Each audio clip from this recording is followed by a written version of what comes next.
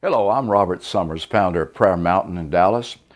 If you'll pull up a chair for 2 or 3 minutes and listen, I think I can really help you get through a very tough time. If you're facing a tough decision, listen up. I can give you some help that will get you through to victory. You do want victory, don't you? You do want to succeed in this. Well, here's how to pray. Philippians 4, we're told, verse 6, be anxious for nothing, but in everything, with prayer and supplication, with thanksgiving, let your request be known unto God. And God will give you peace. Now, here is the deal, though. Too often, we want God to answer our prayer just as we pray, just as we've stipulated. Lord, I'm praying A. A is the premium prayer. Don't give me B. Don't give me C. Don't give me D. There's so much to a prayer that you don't know the full answer. I can give you an example right out of, we quoted Philippians. Philippians was written as a love letter of Paul to his crown jewel church. But it didn't start as a crown jewel church. It started as a vision that he had, a dream that he had of a man saying, come over to Macedonia and help us over here. They get over there, they don't find a man in Macedonia. They get beat up and thrown in jail through no fault of theirs.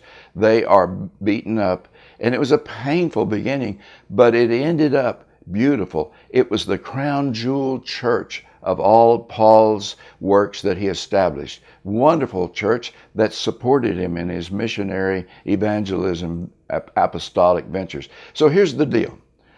When you pray, don't limit God. Don't limit God. That's what supplication means. It means being, if I can use a modern term, tell God whatever. God, what your will, your perfect will in this. Don't just limit God to, you've got to give me A because I have prayed for A. If God knows something is really wrong that you haven't even seen, you need B or C. For instance, my brother-in-law is in Houston. I grew up in Houston along the Ship Channel, and so I'm in sympathy with all the people who have been flooded out in Houston. But he went through a very trying time. He got sick, and while he was in the hospital, his landlord said, you're going to have to move out. I want to sell the house. I've got cancer. I need the money for my cancer treatment. He had to have friends pack up and leave. It was one blow after another. But now listen, God opened the door so he could be closer to his church where he ministers as music minister way out in the western area of Houston. He doesn't have to drive that far.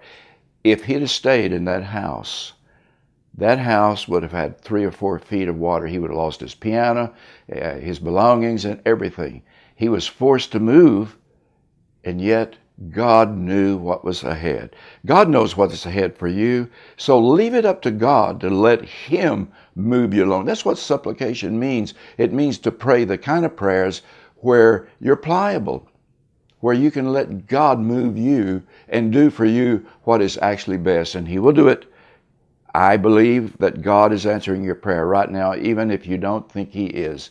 I'm going to be praying for you that you will have a spirit of supplication. God bless you.